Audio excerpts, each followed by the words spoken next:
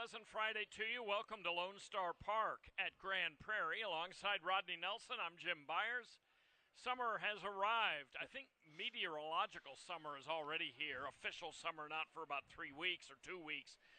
But it's nice and hot, 94 Fahrenheit. That equates to 34 Celsius if you're watching us from Canada.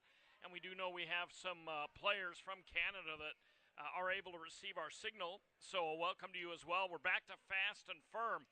One thing about this heat, it dries out the deluge of rain that we've gotten over the past couple of weeks. Yeah, no doubt. This nice temperature will definitely dry out the track. But you're mentioning the temperature is humid out here, too. So that's the worst part about it. It's not that dry heat that you hear about. We got the complete package of weather. But nonetheless, it's nice and clear.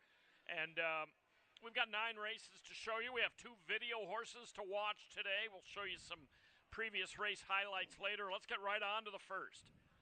Maiden fillies and mares, 3 and up, going 1 mile. These are maiden special weights in the opener. Scratch number 7, Hot Cookie. Yeah, so let's start out the night with a bomb, Jim. All right. I've got the horse on the far outside, number 8, Our Pirate's Treasure.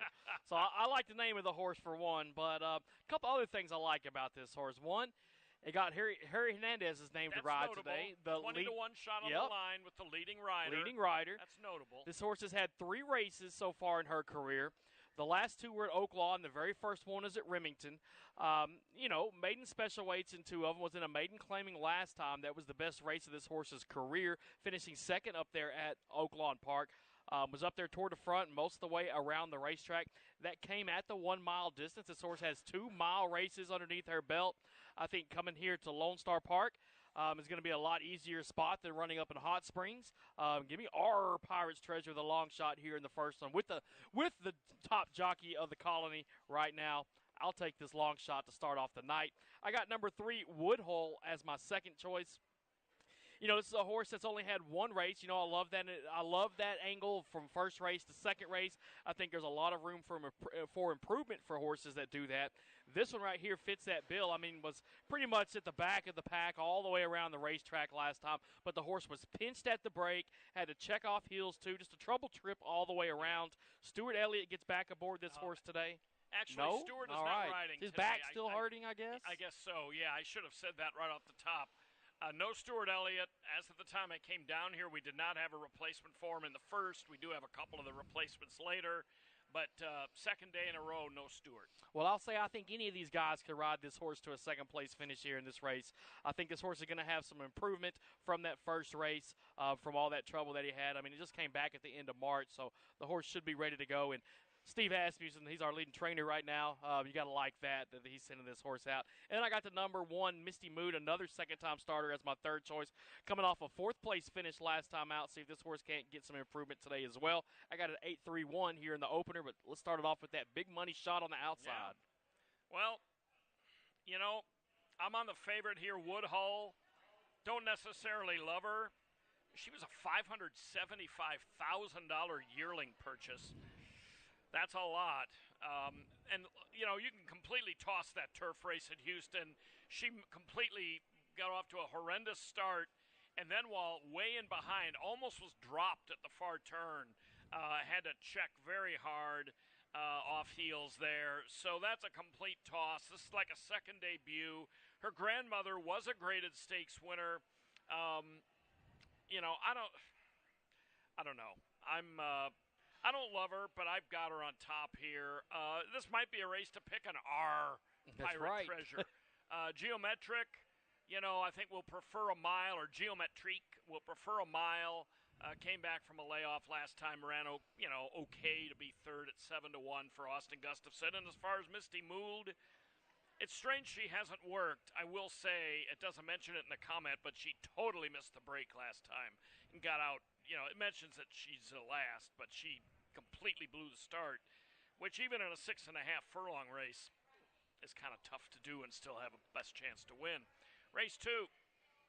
Big question here about who's going to be the early leader. It's a 7/8 mile race. There's no speed in here, early or late, to be honest. Texas bred bottom level maiden claimer. Scratch number 9, Morrow Beard. Yeah, this race took me a long time to settle on some horses here. This is a maiden claiming race, $7,500. A lot of these horses are coming out of maiden special weights last time, right? Mm-hmm. Not just last time, but even 2-3 races in a row they were in maiden special weight races. But there's only one horse in this race that was not beaten by double digits in the last 2 races. Everybody else just got smoked in those races. The only other one that didn't was DeVito. That's number 3. I landed on this horse. This one is not coming out of those maiden special weights. This one has run 2 maiden claimings in a row at this $7,500 level. Finished 4th last time out. That was right here on our track. A 6th before that out of a 7-race field. But had a maiden special weight before that. Was only beaten by 9 in that one. But if you look at all the other ones that lined up in that same type of race, like I said, they've all been beaten by double digits multiple times in a row. Right. Give me DeVito let's put it here. This way, everybody belongs in this Yeah, race. this is a good spot for everybody. Right. They may have run in maiden special weights before, but this is where they belong. So, and there's that big drop from those maiden special weights into this maiden claim for $7,500. So, taking the one that's been running at $7,500 is iffy for me because some of these horses moving down. Sure. You would think they would get some class relief, but they were all running against each other in the same type of races and still getting smoked. So, give me DeVito here as my top choice. That's the 3 right here. And second choice, I took the 7, Thrill of Hope. Only 1 start for this horse. I was just talking about that angle making its second career start. Thrill of Hope, 12-1 on the line. I'll go ahead and pick this one as second, and then I got Wit, Sweet 16-8 as my third choice. This horse has a morning line of 9-5, coming out of those maiden special weights. Run a bunch of them at a mile or over a mile. Dropping here to that 7 furlongs, who knows? Maybe that little bit of distance relief will help out Wit Sweet 16. But give me number 3 on top here in race 2. Yeah. I'm going with one that hasn't had quite as many starts, and that's All Might. Jaime Castellanos, the trainer, has been a huge long shot in some of these Texas-bred maiden special weights, including 2 of them here at this track. At least exits races with good performances by the winners, even if he was way back. Vino Texas Jess, Baby of the Family, Team Gormley, all have run well coming out of the maiden ranks this year. So I'm going to give him the selection over Witswood 16, who's 0 for 15, and your horse, who's 0 for 16. Now, at least your horse has been competitive at this level. Sweet 16 has tasted this level before up at Assiniboia in Winnipeg. Managed to win there, but was disqualified for a post-race situation. So, good race to maybe make some money, and you might get a price on something. Yeah, I'm thinking in this race you can find a price in this one. Race 3, $20,000 claimers for non-winners of a race since January 1st or non-winners of 4. Scratch, number 1, Texas Hold'em. Scratch the 7, Hard Gold, and the 8, who was my original top pick, Dame Plata, who I think dominated on paper early on. Yeah, so leaves us with a field of 5 here. I'm on number 5, Fast Traffic. This horse has won 2 out of the last 3 races. One of them, if you got to look back to March to find one at Sunland, this horse won, and a non-winners of 2 allowance, won that race by a length. Came out here and ran on the 28th of April in a 7-furlong race, just 7 furlongs just like this today, at the $20,000 level, just like this race, and did well. Ran first in that one, missed by a nose. Came back out here in that most recent race, finished 3rd in that one. So, this horse can run right at this level. Give me Fast Traffic on top. Number 4, After 5, is going to be my second selection. This horse has hit the board 4 times in a row. All of those third-place finishes. You see that dates back to 2013 or 2023 last year. You see this horse had a 3rd-place finish at Churchill, had one at Oaklawn, one at Evangeline, and then right here at Lone Star Park. So many different tracks this horse seems to get up and hit the board. We'll see if this Diodoro trainee with Harry Hernandez aboard can't do the same today. And then I got number 2, Codaline, as my third choice here. Last time out, this horse was beaten by 12 3/4. That was in a stakes race. Ran in the stakes before that up at Remington Park on the turf. Finished 5th in that one. But if you look back at the 2 dirt races before that, won an Oklahoma Stallion stake up there at Remington. Finished 2nd in an allowance up there just by a head. So this horse was moving up there with some pretty decent horses. We'll see what happens when this horse gets back to Texas tonight and see if Codaline has some decent odds 10-1 before the scratches, but we'll see what happens now. But I think his horse could get up there and round out the trifecta. Yeah, I mean, I actually have him second. You know, he's coming off a long layoff, but he's never run for a tag before, even a high one, and has at least fared well against Oklahoma breds. Did break his maiden against all comers at Will Rogers a year ago, March, so has beaten all comers there. I've got him as a second pick. Fast Traffic. He's had a good year. You can say that about him. I think he beat kind of a soft group in late April here, but he still got the job done. He just got a perfect bob, out-bobbing Bougie Joe that day. But came back and ran pretty well in this next start. So we all scratch into him. Race 4 starts the pick 5. There's a little one-day carryover of $342 in the pick 5. This looked to me like a battle between a couple of speed fillies, Bit of Honey and Jenny's Penny, and I don't know if anybody can close ground at those two. We'll see. 5.5 furlongs, non-winners of 3 claimers. Yeah, I'm on the inside horse. That's Jenny's Penny, the number 1. Looks like we both got the same top 4 here in this race. How about that? That doesn't happen very often for us. On it then. Yeah, Jenny's Penny, top choice here inside. Last time wasn't the best race. Finished 5 out of 6 in that one, beaten by 10 3/4. I'm going to kind of draw a line through that one, focus on the other races. At the, claiming race, 2 starts back. The horse was up there toward the front, finished 3rd. Had a couple decent races before that in Allowance Company. Down here at $7,500, we haven't seen this horse in for $7,500 in, at least all of my PPs. Yeah. I don't ever see it this low. Has only been in for like $30,000 tags or optional claiming high tags. Yeah, so what a discount right now on Jenny's Penny, right? If you're looking for a 4-year-old filly, $7,500, you can take this one. But I think this horse wins it. I got the 6, Bit of Honey, as my second choice. I think those are the 2 horses in here to beat 7 after that. So, they both have a lot of speed, Jenny's Penny and Bit of Honey. It's a 5.5 furlong race, so generally you like to see that early speed. Jenny's Penny is dropping out of a really good race with Adeline Julia, who's a stakes filly. She's been facing much better and takes a giant drop in class. Bit of Honey has been faring a little bit better as far as finishing position in some of her races, but she's been competing at lower levels. So, and she comes off a little vacation since late March. I've got him 1-6 as well.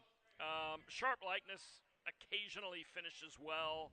If those 2 top choices burn themselves out, maybe she can. One thing about Jenny's Penny, I'd love to see it work. Normally, I would think Jalen Clary has a pretty traditional work pattern, but she hasn't worked this filly since her last race, which seems a little unusual, but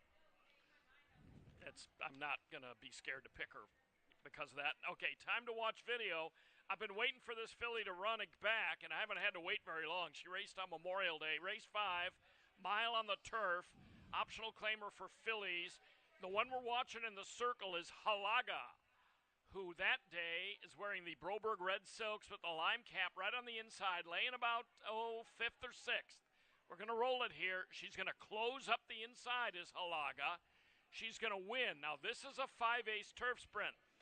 What's interesting about this race is she will continue to gallop out, essentially breeze, about another almost half mile. She wins the race. We'll pick her up on the tower cam for a couple of seconds. There's everybody behind her. Now, she continued to breeze like this all the way around to mid-backstretch. The outrider finally came over to make sure that Christian Torres could pull her up properly. But Christian Torres kept breezing her, it looked like. The best gallop out I've ever seen. Now, I don't know how much gallop outs mean, but Halaga, who had never won a race on turf, she had only won on synthetic tracks before at Woodbine and Turfway possibly, came in, loved the turf, drew off. Now she gets to go a mile. I know there's a stablemate in here, Stoic Luna, that's the morning line favorite, and that Broberg, has put his name rider on. I know everybody's picking Stoic Luna, but I've seen Halaga with my own eyes, and I'm going to hope for the reverse Broberg exacta. Yeah, so I'm on the other way from you. Oh, I'm sure everybody is. I would be shocked. I give props to Halaga, right? I mean, I had Halaga picked in my top 3 last time. On Memorial Day, on top I had a multi-race. I had a multi-race wager. I had Halaga in there. I saw when they were running around. I mean, even before what we showed on the video, on the backstretch, I mean, it was like a half mile to go. This horse was 10 lengths out of it, it seemed like. Yeah. Reminded me of when they used to run the Breeders' Cup Marathon, a horse named Kaleidoscopio, I think. Yeah. It was like 30 lengths behind in that race, and all of a sudden just started making up ground and ended up winning it. But that's enough about Halaga. You like the horse. I'll take Stoic Luna here in this spot. You know, this horse has had some pretty good races. It's finished second out of 4 starts so far this year. Has a good lifetime record. Has 1 start out here at Lone Star. That was a second-place finish. That was the most recent race. That came at the 1-mile distance. Now, it was on a sloppy track. But the interesting thing about this horse is, you look back to the last time this horse was on the grass, right? Last time this horse ran on turf. And this horse did it at Golden Gate and was a stakes winner on the grass at Golden Gate at 1 mile and 16. So they're going to shorten up a little bit there. But this horse overall is in her lifetime, 40% winner on the turf, has finished in the money 60% of her starts on turf, has 4 wins at this distance as well. I think there's a lot to like about Stoic Luna. Give me the 8-4 here in race number 5. The thing that worries me about her, the Broberg barn is well known for not working their horses much. But, she raced April 28th here and hasn't had to work since. Now, that doesn't mean she's been standing in the stall by herself since then. But I don't care for that. She did run a good second to Miss Code West, who's a really, really nice filly. And she has all the credentials in this race. I'm just gonna try for the other Broberg. We'll see. I'll either look like an idiot for passing on a 6-5 shot, or I'll look like an absolute genius. And parade around the booth by myself. Maybe it'll be a dead heat and we both win, right? There you go. That'd be all right, although I'd rather win by a nose than make you guys throw your pen down. No, not really. 6th race. We got a lot of scratches out of this one. Scratch the 1 and 2. I think I'm here in tape to tape. Scratch the 4 Pomeroy Hayes and the 5 Summer and Malibu. That leaves a quartet of them to go 6 furlongs. Optional $50,000 claimers, non-winners of 2 other than since January 1st. Yeah, so I'm on the outside horse, Ghost Hero. This horse has been off the racetrack since October of last year. This horse was in one of the Oklahoma Classics Cup races up at Remington. Won that race by 7 1/4 furlongs. So had a pretty good margin of victory there in that race. See, this horse has a lot of stakes races. Look back to the last time this horse was out here at Lone Star Park. Where was that? That was in the Texas Derby out here last year. Finished 4th in that one, just missing by 3/4 of a length after leading that race most of the way around the racetrack. Pretty solid race there, worth $300,000. Now, Ghost Hero, like I said, has been off since October, but, we see this horse has worked a few times, going 3 times in May, once in June, all of them fairly decent, not in the back in the mornings. I think Ghost Hero, this horse could have a nice run from the outside today. Give me the horse on top. I got the 6 Morello as my second choice. This is a horse that was up at Oaklawn last time, ran the Eclipse Stakes up there, didn't win it, ran 9 of 10, didn't look too hot, but did pick up a win the race before that at Sam Houston Race Park. Has never been out here at Lone Star Park before, but we'll see what this horse has today. Stakes placed, Morello. That's going to be my second choice here for Steve Asmussen. I got an 8-6 here in race 6. Yeah, I understand Ghost Hero is now going to be probably a heavy favorite.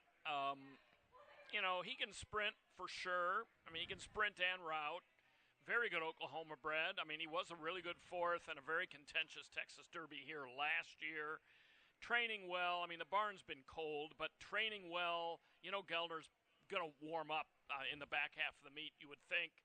I would anticipate that. But I'm going to try the Brazilian horse, Wind of Change, who was, by the way, oddly enough, in the Lone Star Mile back in 2020, the year that Hunk of Burning Love won it. Ran 6th that year. This horse has an unbelievable record. He started his career in Brazil, and they must have had a track in the rainforest because it shows he has 12 wet track starts, 9 wins on wet tracks. I'm guessing most, if not all of those, had to come in Brazil at the very beginning of his career. But nonetheless, he comes out of a sprinting win at Oaklawn, starter allowance. He's been in and out of a lot of barns lately, but he's had good drills for Diodoro since he acquired this horse after his last race from trainer Michael Hewitt. Diodoro has had this horse before. In fact, got a win out of him at Churchill last fall. Actually, he didn't. No, he was claimed out of that win. Theodore claimed him out of that race that he won. But nonetheless, I'm going to take him. I think he's got a chance to sit and finish. Not sure about Ghost Hero coming off that layoff. That's the thing that worries me there. On to the 7th. Absolutely no speed in this race as far as early speed. I don't sense a trace of early speed in here. Scratch number 8, Moe's Kitten. Scratch number 9, Proximo.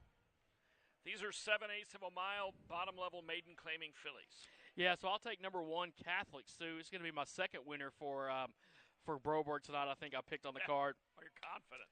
You're confident in a bottom-level maiden claimer? Fairly confident. About as confident as I can be. I'm not confident at all. Well, I mean, kind of like race 2. You know, a lot of these horses got beat by double digits last time. You know I don't like that. And Catholic Sue is running up a run of seconds while heavily favored. So there we go. Maybe this is a field she can't lose to. I don't know, but I've got her a whopping 4th. Well, I settled on Catholic Sue. I mean, you know, if you look at these PPs here, you know, this horse has run 6 different times so far in her lifetime.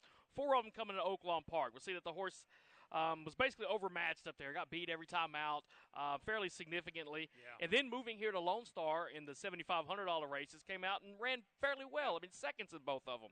So I think that maybe this is the time for Catholic Sue to graduate. To me, it looks better than the rest of them. So, I mean, I got the horse on top. Number 7, Entrampment, is going to be my second selection here. Kind of a wild pick here for me, 20-1 on the line. But this is one of them that spent a lot of time at Oaklawn, came here last time out, ran in a 5.5 furlong race. You know, was well beaten in that one, but, you know, had some trouble in that race. I think going out to 7 furlongs, this horse might enjoy it. We'll see if this 3-year-old filly by Texas Chrome can't run well tonight. But I'm taking a shot in this field. You know, I don't really care for all the horses. Give me Catholic Sue on top. The rest of them, I'm just rolling the dice. Hopefully get a bomb for some of my exotic tickets here in race number 7. You know, Catholic Sue at least has run well since she got here. Fickle Mistress, the 8-5 favorite, has by far the best speed figures. Sometimes I don't look as much at buyer figs in a race of this level where they're all hitting bottom. I'm not sure Fickle Mistress really wants to sprint. She might, but I'm going to take Area Vitata, who had one of the worst trips. I mean, it was self-imposed, but you could possibly imagine last time on May 19th. Got to the clubhouse turn and just basically went straight and took a filly out there with her. Came close to bolting at the turn and also got off slowly. And did not appear to get along well with Floyd Wethy. They're switching to Richard Aramia tonight. It was going to be Elliott, but instead it's going to be Aramia. Wethy, I mean, it's not his fault. The filly just wouldn't make that first turn. I mean, even the race before that, look at that, 9 wide. Swung exactly. 9 wide. So at least she's got, you know, a half a mile to settle herself down here before they have to start making turns in this race. So I'm hoping, and this is a bit of a reach for me, but I'm hoping with blinkers on, second off the layoff, getting into a level of competition that's friendlier, getting back on the dirt, which she's never been on the dirt. Maybe that'll help her, and I don't really trust the rest of them that much. Catholic Sue might go better with blinkers today, but interestingly, Broberg's win percentage, blinkers on, is lower than his overall win percentage. Okay, here's our other video clip. Race 8, high five carryover of $610,000. This is a mile. You talk about a bad trip. Now, Utsira causes a little of this by the way she runs. But Utsira, who is the number 6 in the race tonight, is the one. She's number 1 in this race on the video. And she's in behind them there on the rail, right in the middle of the circle, laying about 4th. So let's roll it. Look how she has nowhere to go. These rail fillies, these fillies toward the inside, close her off right there. Bang. Valdez Jimenez has nowhere to go. Now he's going to angle her 3 wide. Now the number 3 on the inside is going to win the race. The 7 does a little bit of hanging.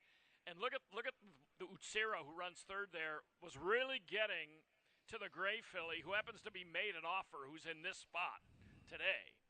And I see you picked her in this spot here. And, I mean, she's run 3 good seconds. Right. But she had no excuses last time.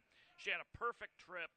And Utsira still almost caught her, despite being totally blocked. Now, Utsira has had some other blanket finishes and some trouble as well, but I'm going to go with Utsira over Kara, who is Rick Lee's long shot pick of the day. I've been a big Kara fan all year, and it's been kind of unrewarded, but and then made an offer. I'll let you talk about her since she's your top pick. I mean, she comes in with good credentials. Yeah. It's just a matter of, is she going to win today and get that maiden offer back, or are we going to see her in a maiden race this fall at Remington? That's the question. 3 times in a row this horse has been close to breaking that maiden, right?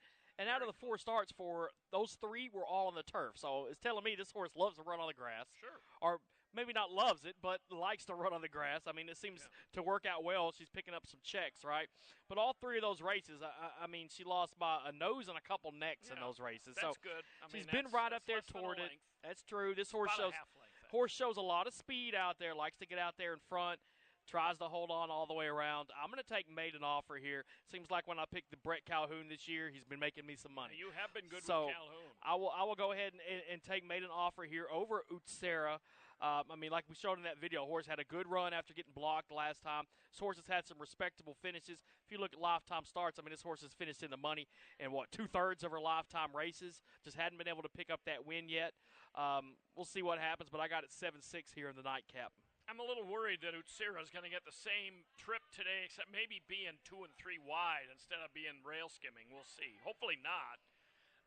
But, yeah, this is an interesting race. I mean, there's some other contention in here. But,